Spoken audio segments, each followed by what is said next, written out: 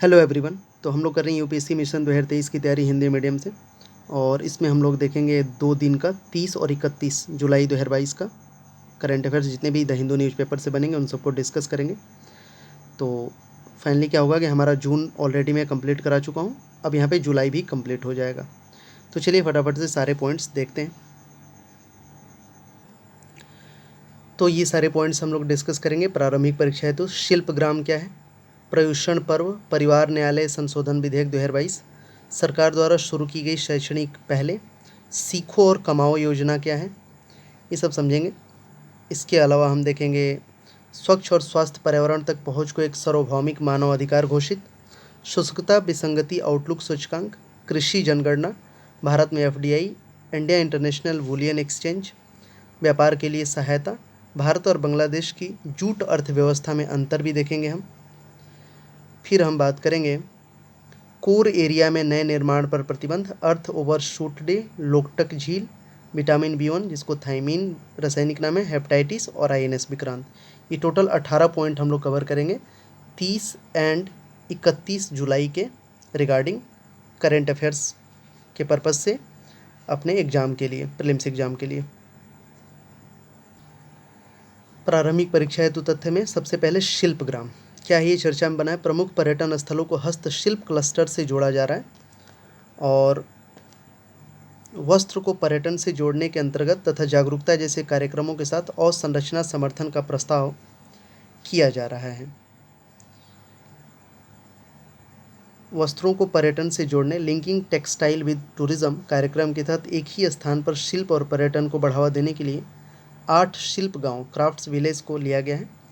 उद्देश्य शिल्प गांव दस्तकारी को सामूहिक रूप से कारीगरी के लिए अस्थायी और लाभकारी आजीविका विकल्प के रूप में विकसित करेंगे और इस तरह देश की समृद्ध कारीगरी विरासत की रक्षा करेंगे। नेक्स्ट है पर्युषण जो है पर्व, पर्युषण पर्व जैन समाज का एक महत्वपूर्ण पर्व है। इस अवसर पर जैन भिक्षु भिक्षुणी समाज के साथ रहते हैं, उन्हें निर्देश और मार्गदर्शन प्रदान करते हैं। यह क्षमा का भी पर्व है। थोड़ा सा इसके बारे में विवरण समझते हैं क्योंकि फेस्टिवल से बहुत एग्जाम क्वेश्चन पूछे जा रहे हैं। पर्युषण पर्व आमतौर पर अगस्त या सितंबर बरसात के मौसम में मनाया जाता है। पर्युषण के दौरान जैन साधु अक्सर उपवास, प्रार्थना, ध्यान का उपयोग करते हुए आध्यात्मिक गहनता के स्तर को बढ़ाते हैं। इस दौरान 5 मुख्य व्रतों पर जोर दिया जाता है: अहिंसा, सत्य, अस्तेय मतलब चोरी न करना, ब्रह्मचर्य यानी कि शुद्धता और अपरिग्रह।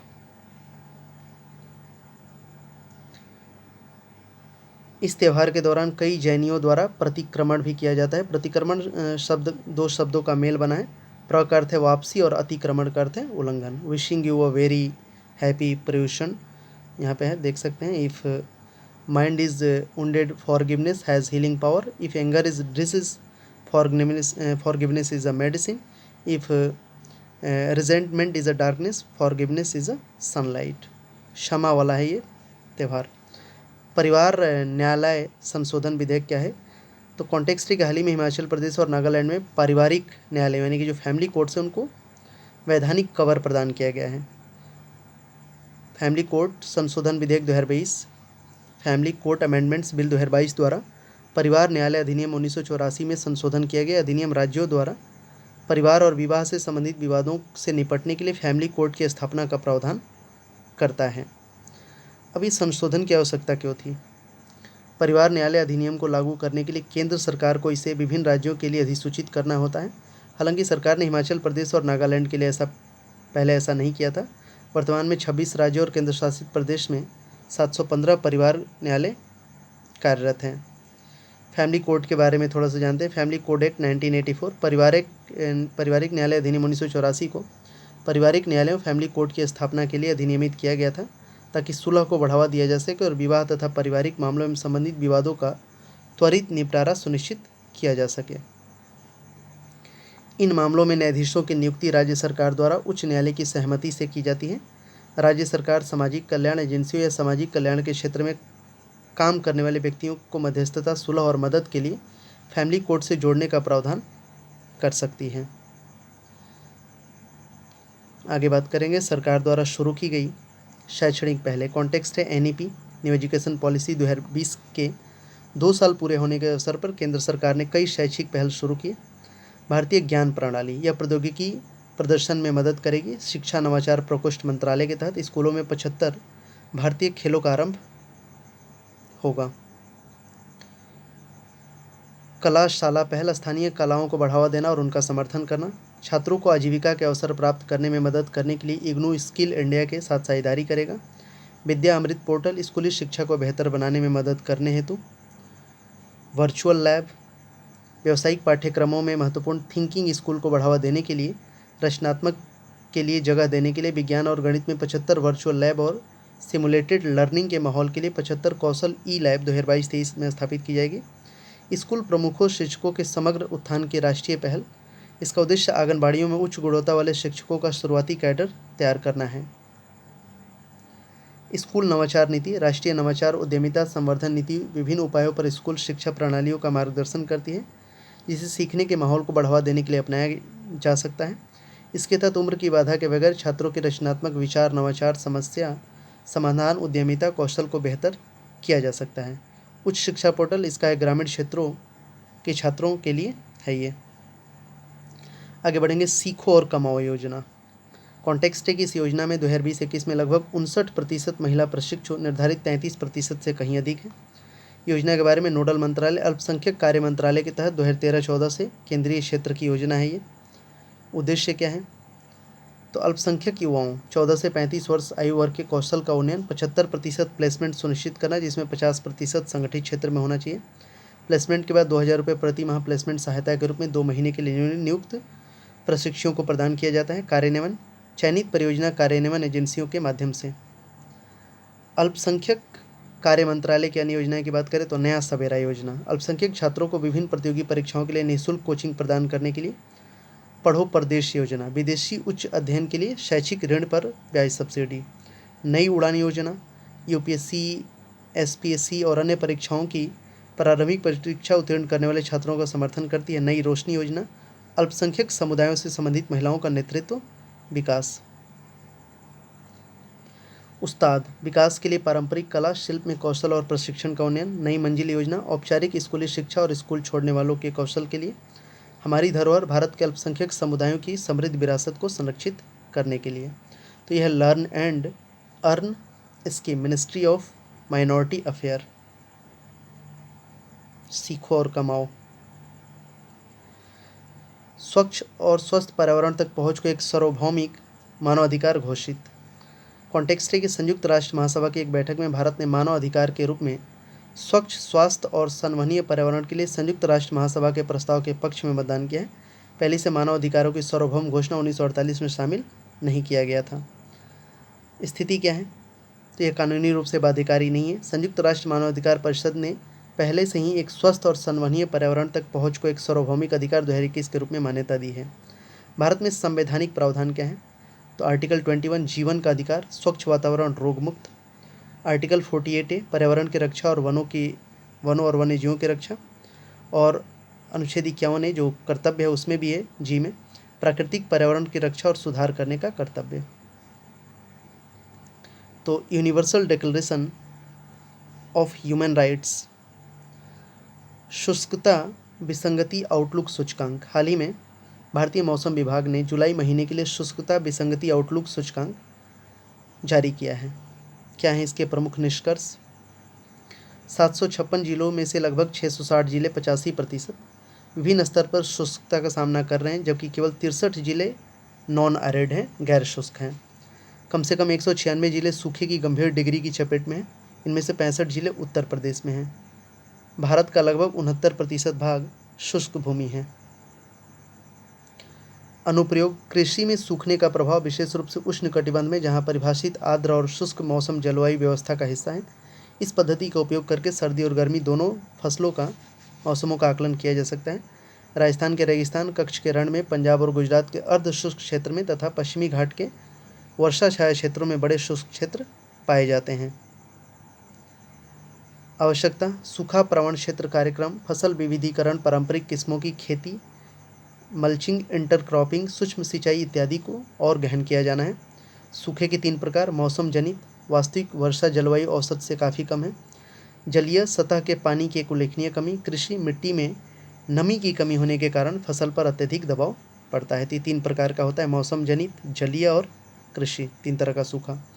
ड्राई लैंड्स ऑफ इंडिया यहाँ पे ध्यान से देख सकते हो तो मैप के थ्रू, ये एरिड हैं ये वाले, शुष्क वाले पूरा एकदम कंप्लीट, और ये सेमी एरिड ये, और ड्राई सब ह्यूमिड ये हैं पूरा। तो erratic rainfall leading to frequent drought events, degraded lands, resources poor farmers, small and marginal holdings, lowering of ground water table. आगे देखेंगे कृषि जनगणना, एग्रीकल्चर सेंसस। कृषि और किसान कल्याण मंत्रालय ने 11वीं कृषि जनगणना 2021-22 शुरू की है। इसका पृष्ठभूमि है, कृषि जनगणना खाद्य एवं कृषि संगठन की वैश्विक कृषि जनगणना का हिस्सा है और 1970-71 से हर 5 साल में आयोजित की जाती है। 11वीं जनगणना के प्रमुख बिंदु, डेटा संग्रह स्मार्टफोन और टैबलेट पर आयोजित किया जाएगा। भूमि शीर्षक रिकॉर्ड और सर्वेक्षण रिपोर्ट जैसे डिजिटल भूमि अभिलेखों का उपयोग। उद्देश्य है कि कृषि जनगणना अद्यतन सूचना संख्या और परिचालन, जोतों का क्षेत्र, उनका आकार, वर्गवार की वितरण, भूमि उपयोग, किराएदारी और फसल पैटर्न आदि प्रदान करेगा।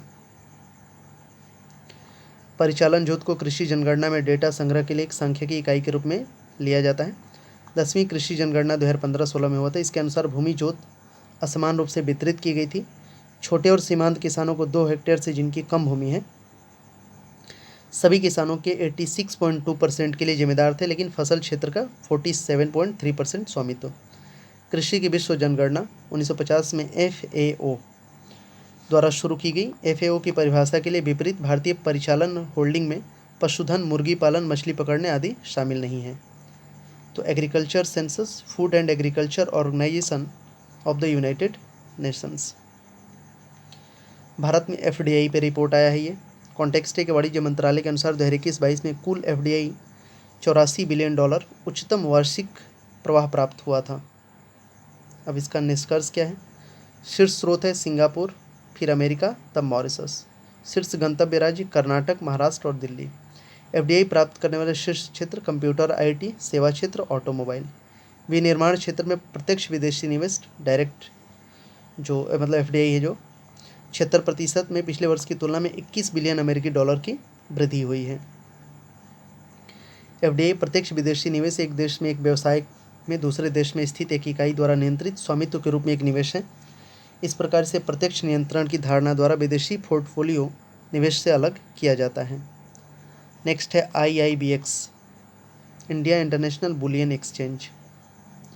तो प्रधानमंत्री ने गिफ्ट सिटी गुजरात में अंतर्राष्ट्रीय वित्तीय सेवा केंद्रों में भारत का पहला सराफा बाजार India international bullion exchange launch किया है।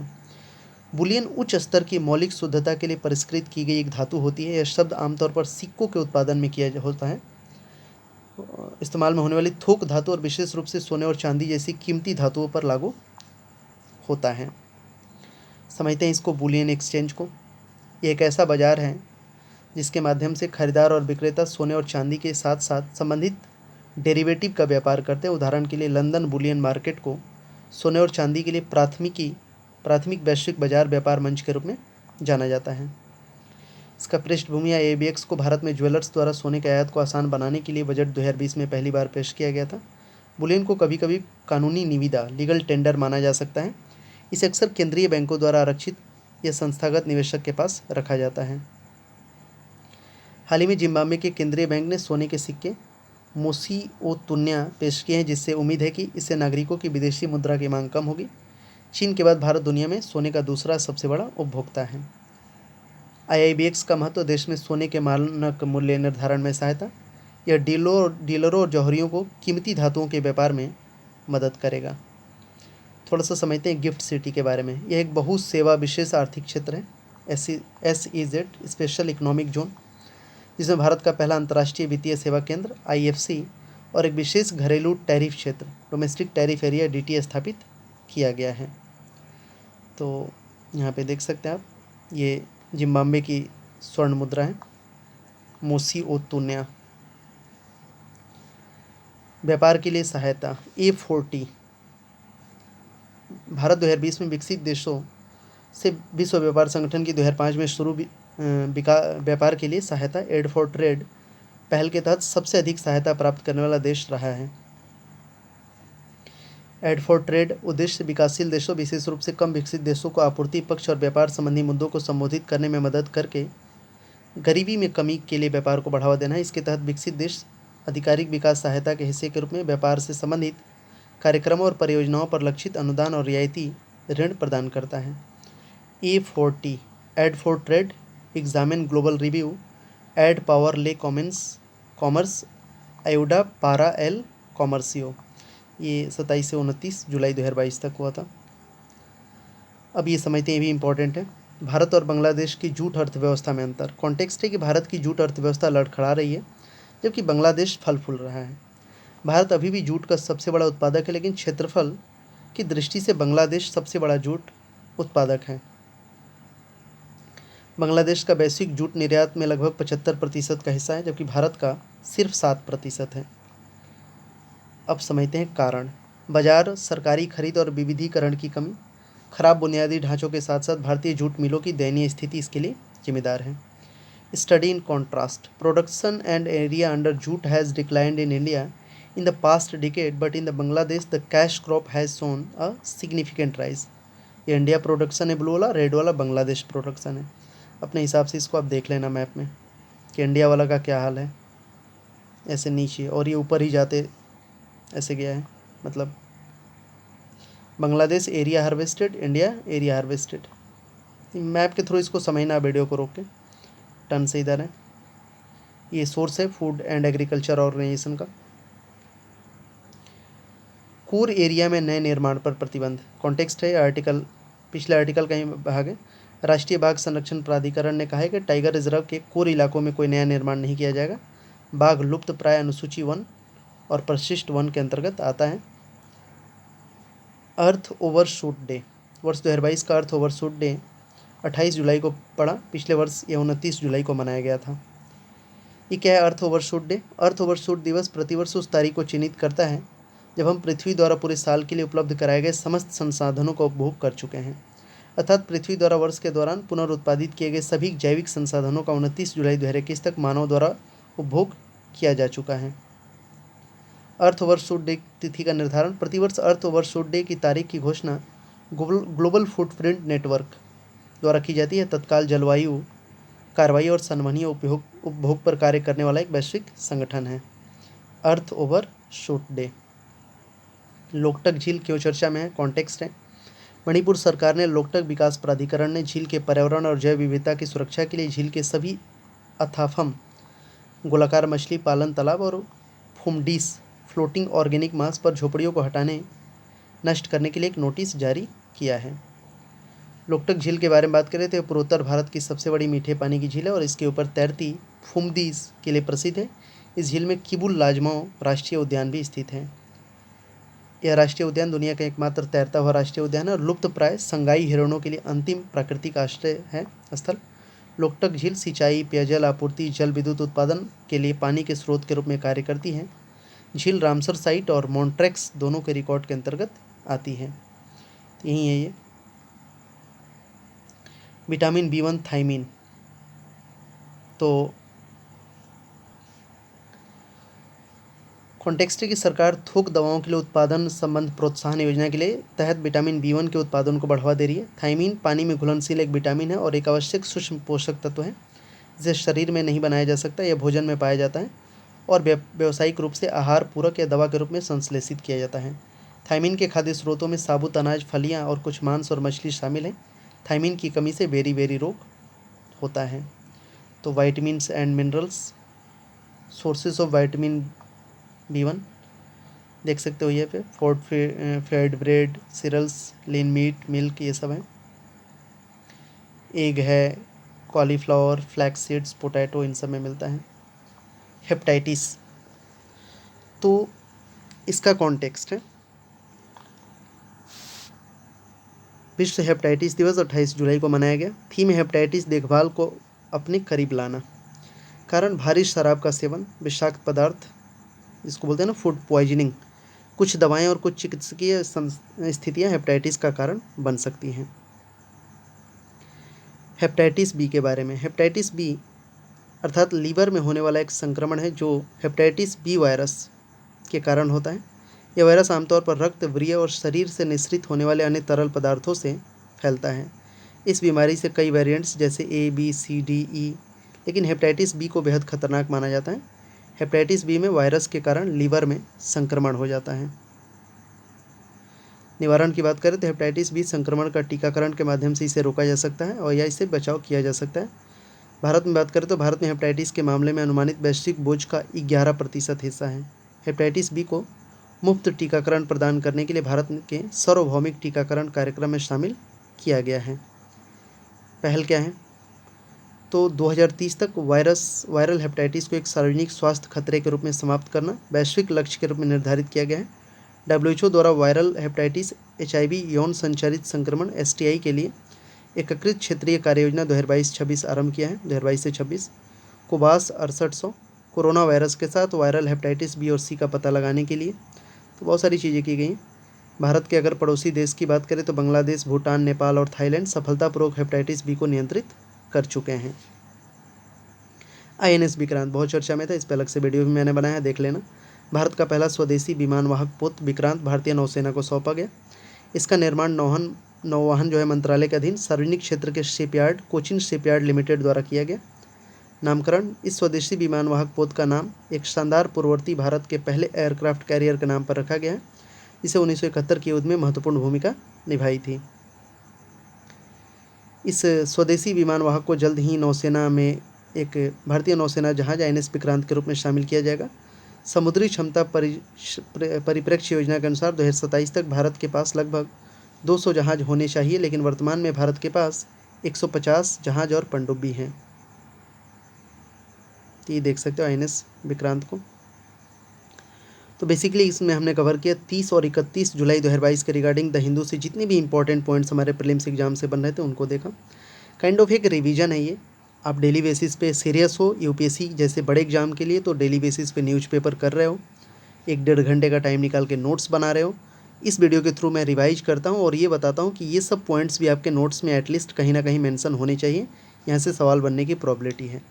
और प्लीज़ प्रीवियस ईयर क्वेश्चंस देखते रहिए बार बार, स्पेशली ज़्यादातर 2021 और 22 वाला, क्योंकि अचानक से बहुत गजब का चेंजेस आया है UPSC प्रीलिम्स के एग्जाम में, स्पेशली बहुत मुश्किल होते जा रहा है दिन प्रतिदिन।